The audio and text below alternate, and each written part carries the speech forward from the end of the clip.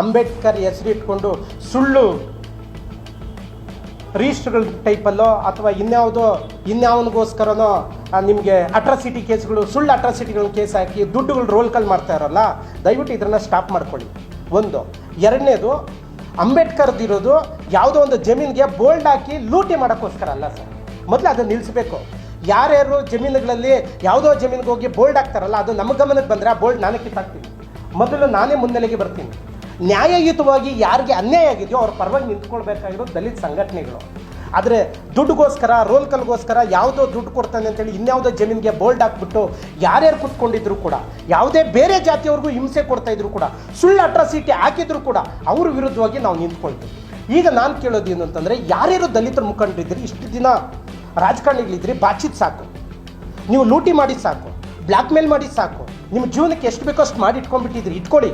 ಇನ್ನು ಮುಂದಾದರೂ ಬಾಬಾ ಸಾಹೇಬ್ ಅಂಬೇಡ್ಕರ್ ಮೇಲೆ ನಡೀತಾ ಇರುವಂಥ ದಬ್ಬಳಿಕೆ ದೌರ್ಜನ್ಯ ಇದೆಯಲ್ಲ, ಇದನ್ನು ತಡೆಯೋದಕ್ಕೆ ನಿಮ್ಮ ಬೆಂಬಲ ನಮಗೆ ಬೇಕಾಗಿದೆ. ನೀವು ಬೆಂಬಲ ಕೊಡಲೇಬೇಕು. ಅಕಸ್ಮಾತ್ ನೀವು ಬೆಂಬಲಗಳು ಕೊಡದೆ ನಿಮ್ಮ ಪಾಡಿಗೆ ನೀವು ಎಲ್ಲೇ ರೋಲ್ ಕಾಲ್ ಮಾಡ್ತಾಯಿದ್ರು ಕೂಡ, ನಿಮ್ಮಿಂದೇನೂ ಕೂಡ ನಮ್ಮ DSS ದಲಿತ ರಾಷ್ಟ್ರೀಯ ಸ್ವಯಂ ಸೇವಾ ಸಂಘ ನಿಮ್ಮ ವಿರುದ್ಧವಾಗೂ ಕೂಡ ನಿಂತ್ಕೊಳ್ಳುತ್ತೆ. ಎಲ್ಲಿ ಸರ್, ಯಾರು ನಿಂತವ್ರೆ ಸರ್? ಎಷ್ಟು ದಲಿತರ ಸಂಘಟನೆಗಳಿದ್ದಾವೆ, ಏನು ಇಲ್ದಿದ್ದವ್ರು ಇವತ್ತು ಫಾರ್ಚುನರಲ್ಲಿ ಕಾರುಗಳಲ್ಲಿ ಓಡಾಡ್ತಾ ಇರೋದು ಎಲ್ಲರೂ ನೋಡಿದ್ದೀರಪ್ಪ. ಇದೆಲ್ಲ ಬಿಚ್ಚಿಡೋಂಥ ವಿಚಾರ. ಬರೀ ಬಾಬಾ ಸಾಹೇಬ್ ಅಂಬೇಡ್ಕರ್ದು ಒಂದೇ ಒಂದು ಸಂಘಟನೆ 15,000 ರೂಪಾಯಿ ಕೊಟ್ಟು ಒಂದು ರಿಜಿಸ್ಟರ್ ಮಾಡಿಕೊಂಡು ಒಂದೇ ಒಂದು ಬೋರ್ಡ್ ಇಟ್ಕೊಂಡ್ರೆ, ಅಂಬೇಡ್ಕರ್ಗೆ ಭಯ ಪಡ್ತಾ ಇದ್ದಾರೆ, ವ್ಯಕ್ತಿಗಲ್ಲ. ಅಂಬೇಡ್ಕರ್ನ ಇಟ್ಕೊಂಡು ಬ್ಲ್ಯಾಕ್ ಮೇಲ್ ಮಾಡಿ ಮೋಸ ನಡೀತಾ ಇದೆ, ಆ ವ್ಯಕ್ತಿಯಿಂದ ಅಲ್ಲ.